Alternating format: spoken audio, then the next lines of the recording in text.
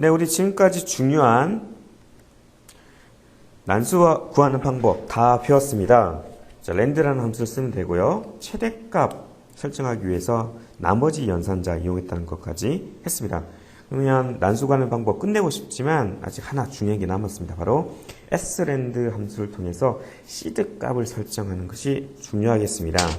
자, 시드 값이라고 하는 것은 난수의 시작값. 그래서 이 시드 값을 설정하지 않을 경우에는 어떤 문제가 있는지 잠깐 우리가 좀 전에 구해본 프로그램 과정을 살펴보도록 하겠습니다. 자, 실행을 시켜보면 어때요? 첫 시작하는 것이 20입니다. 또 시작해볼까요? 네, 또 20이죠? 자, 이 내부에서는, 20번 내부에서는 뭔가 불규칙적으로 함수가 생성되지만 언제나 시작되는 값이 똑같습니다. 왜 그러죠? 왜냐하면 바로 시드 값을, 난수를 시작하는 값인 이 시드 값을 설정해주지 않았기 때문에 그렇습니다. 자, 프로그램을 실행할 때마다 서로 다른 난수를 발생시키고 싶다. 그럴 경우에는 반드시 시드 값이 달라져야 된다는 것이고요. 그 시드 값을 설정해주는 함수가 바로 sRand라는 함수가 되겠습니다. 자, 그런데 어떻게 시드 값을 설정해주면 프로그램을 실행할 때마다 서로 다른 난수가 발생할까요? 핵심은 현재 시각, 그러니까 초가 되겠죠. 그 초 단위가 sRand의 시드 값의 인풋 값으로, 여기 있는 시드 값으로 많이 사용이 됩니다. 자, 따라서 현재 시각을 구하는 함수는 바로 time이 되겠고요. time이라는 함수는 참고적으로 1970년 1월 1일 0시 0분 0초를 기준으로 현재까지 몇 초가 지났는지를 알려주는 함수가 되겠는데요. 자, time이라는 함수를 쓰려면 time.h라는 파일을 include 해야 되고요. 그리고 time이라는 함수를 호출할 때마다 그 리턴되는 값으로 현재 초가 나오게 되겠습니다.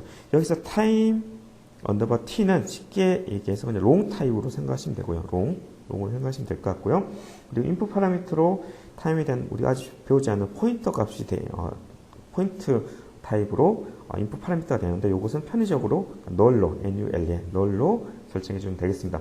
요 포인터와 null에 대한 부분은 우리가 10장 이후에 배울 텐데요. 일단 여기서는 그냥 심플하게 null이라는 값으로 넣어주면 된다. 이 정도만 아시면 될 것 같고요.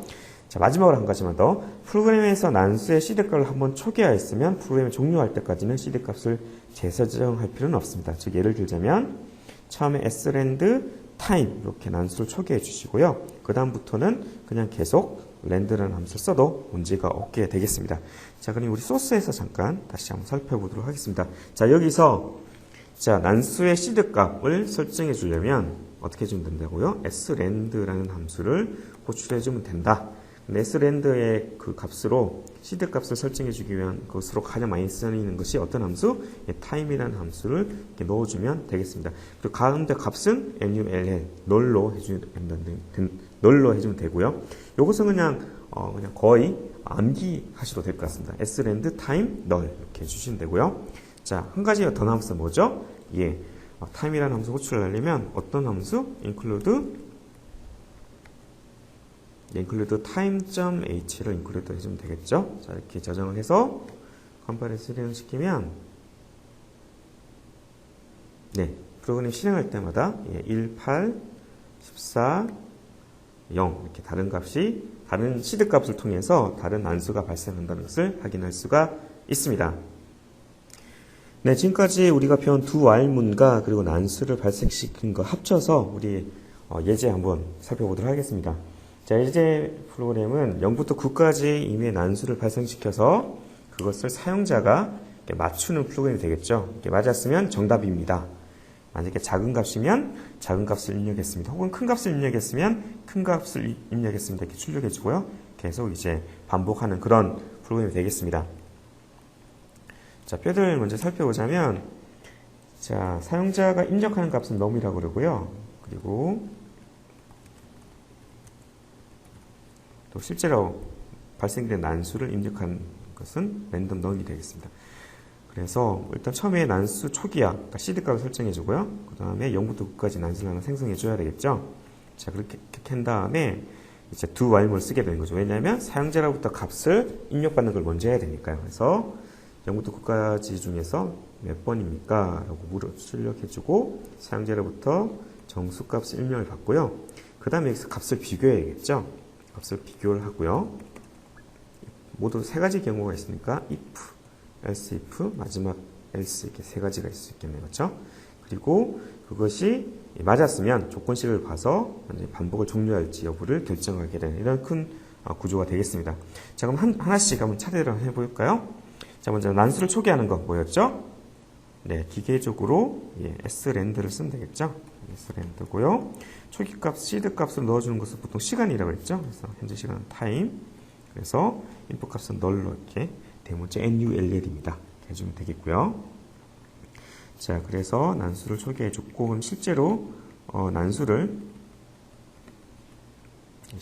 발생시키는 것은 뭐였죠? 난수를 발생시키는 것은 land였습니다. land였고, 근데 최대값이 9죠. 그러니까 나머지 9로 나누기를 뭘로 해줘야 되죠? 9가 아니라 9 플러스 1은 10이 되겠죠? 10 해주고, 그래서 0부터 9까지 단수를 발생시켜서 그 값을 어디다 대입해주면 될까요? 우리 land 언더바 너희라는 변수에 대입해주게 되겠습니다. 자, 여기까지 하면 난수가 발생이 되었고요. 자, 그러면 실제로 사용자로부터 값을 입력을 받을 텐데요. 그거는 printf와 scanf를 이용해서 값을 입력받았고요.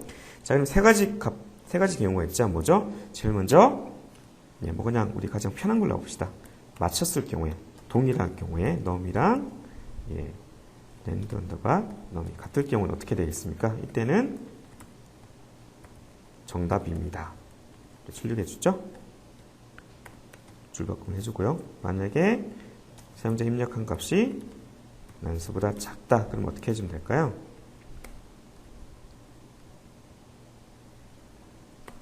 자, 그러면 사용자 입력한 값이 난수보다 더 작으니까요. 작은 값을 입력했습니다. 이렇게 되고 있고요. 만약에 그 외의 경우는 어떤 경우죠? 같거나 작거나 그 외엔 큰 경우죠. 근데 이 경우는 큰 값을 입력했습니다. 되겠습니다. 자, 이렇게 해주고 그 다음에 최종적으로 조건을 반복할지 여부 어떤 경우에만 계속 반복을 해야 되죠? 사용자가 입력한 경우랑 난수랑 서로 다른 경우죠. 서로 다르다. 그렇죠? 다른 경우 비교를 해주게 되겠습니다. 느낌표 눈이 되겠죠? 서로 다른 경우. 즉 다른 경우에만 루프를 열고 만약에 그렇지 않고 num이랑 random을 갖다 놓고 한다면 그렇죠? 조건식 그래서 반복문이 빠져나오게 되겠습니다. 실제로 저장을 해서 시험을 지켜보면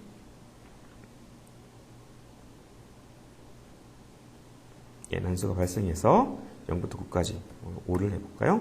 큰 값을 입력했네요. 4, 3, 2, 2가 정답이 되겠네요. 자, 그래서 난수를 발생했기 때문에 실제로 제가 이 강의에서 발생하는 이 시나리오랑 실제 여러분께서 실행해보는 경우는 다를 수 있습니다. 왜냐하면 난수를 발생했기 때문이죠. 아무튼 난수를 발생시켜서 두 왈문을 통해서 자, 핵심은 사용자로부터 먼저 입력을 받고 거기에 따라서 왈문의 조건식에 의해서 분기를 계속했다는 것 그리고 난수를 발생시킬 때는 land를 썼는데 나머지 연산을 이용했죠. 최대값 설정하기 위해서 난수 초기화로 sland time 함수를 이용했다는 것 기억해 두시기 바랍니다. 네, 이번 페이지 내용은 쉬어가는 페이지 정도가 되겠습니다. 뭐냐면 여러분이 지금까지 만드신 반복문, 포문이나 혹은 왈문을 좀 더 빠르게 돌리고 싶다, 빠르게 하고 싶다. 그럴 때 어떻게 하면 될까? 그런 코드 최적화 관련된 기법이 되겠고요. 핵심 언스위칭 기법은 그 중에 가장 대표적인 기법 중 하나인데 가장 개념은 심플합니다. 뭐냐면 반복문 안에 있는 if나 스위치 같은 분기문은 가능한 반복문 밖으로 빼라는 것이 되겠습니다. 대표적인 예가 포문이라는 반복문 안에 if문이 들어가 있죠. 그런데 if문의 비교 대상이 되는 것이 타입이라는 변수 값인데 이 타입이라는 것은 포에서 쓰이는 분기 변수랑 별 상관이 없어 보입니다. 이럴 경우는 어떻게? if를 밖으로 빼는 거죠. if를 밖으로 빼고 그 안에서 포문을 처리한다는 것이죠. 왜냐하면 이렇게 해주면 CPU의 어떤 스케줄링, 어떤 CPU가 동작하는 방식이 좀 더 빨라질 수 있기 때문에 그렇습니다. 이 밖에 언스위칭 기법 이외에 반복문 두 개를 결합하는 제밍 기법 혹은 반복문 대신에 배열의 인덱스를 처리하는 언롤링 기법 등이 있는데요. 이런 것들은 여러분께서 관심 있는 독자분께서는 좀 더 찾으셔서 공부해 보시길 추천드립니다. 자, 그리고 한 가지만 더 말씀드리도록 하겠습니다. 병렬 프로그래밍, 패러럴 프로그래밍 기법이란 게 있습니다. 이것은 뭐냐면 반복문이 하나 있는데 그거를 CPU 여러 개가 나눠서 처리할 수 있게 하는 기법입니다.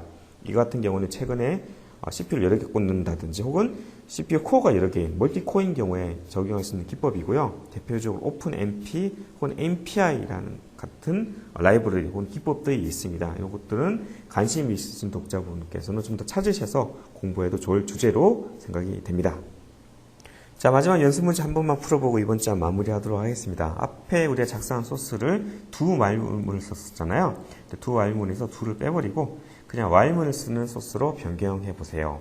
단 0부터 19까지 숫자에서 난수를 구해야 된다. 두 개 바뀌었네요. 한번 직접 작성해 보도록 하겠습니다. 자, 먼저 0부터 19 사이죠. 0부터 19 사이니까 이 값을 max 플러스 1이니까 뭘로 바꾸면 되죠? 네, 20으로 바꾸면 되겠죠? 20으로 바꿨고요. 자, 그리고 여기서만 20으로 바꾸는 게 아니라 이것도 바꿔야겠죠?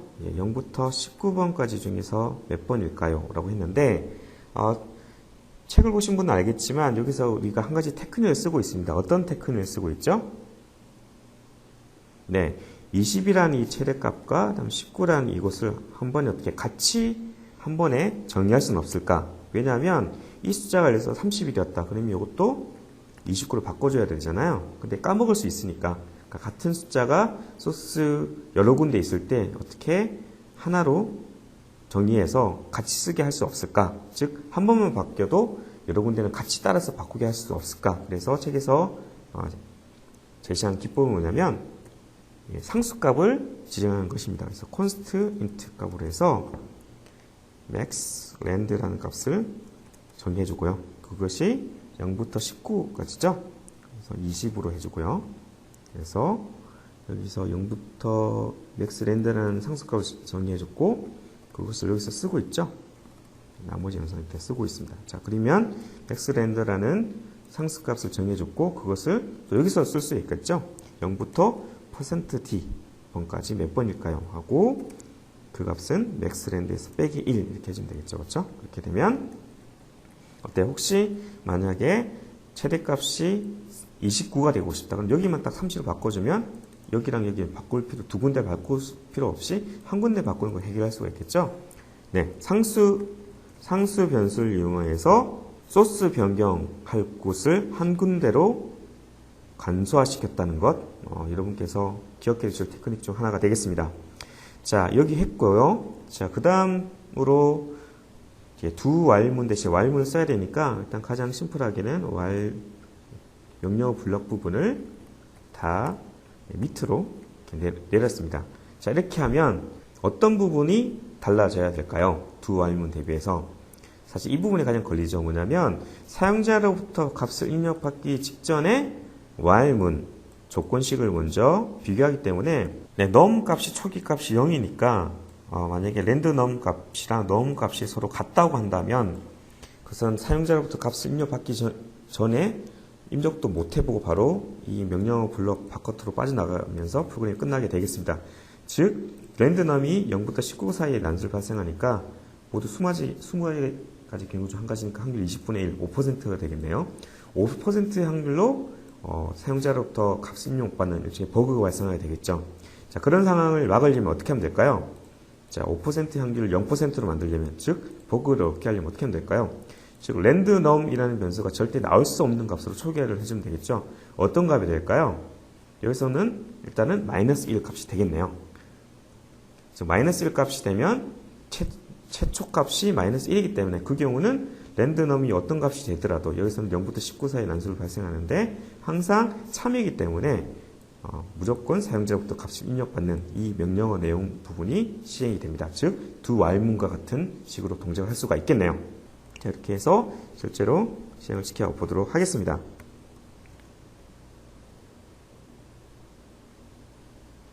자, 그럼 똑같이 값을 입력해 보도록 하겠습니다. 0부터 19까지 몇 번일까요? 큰 값을 입력했고, 큰 값을 입력했고, 2가 이제 정답이었네요. 다시 한번 말씀드리지만 0부터 19까지의 난수를 발생시켰기 때문에 이 실제로 테스트를 해보시면 이 시나리오는 순서는 좀 다를 수 있다는 것 참고해 주시고요. 두 while문 대신에 while을 썼기 때문에 최초로 사용자가 어떤 값을 입력하기 전에 그 조건식을 언제나 체험을 만들기 위해서 초기 값으로 -1을 대입했다는 이 테크닉은 참고하시면 재밌을 것 같습니다.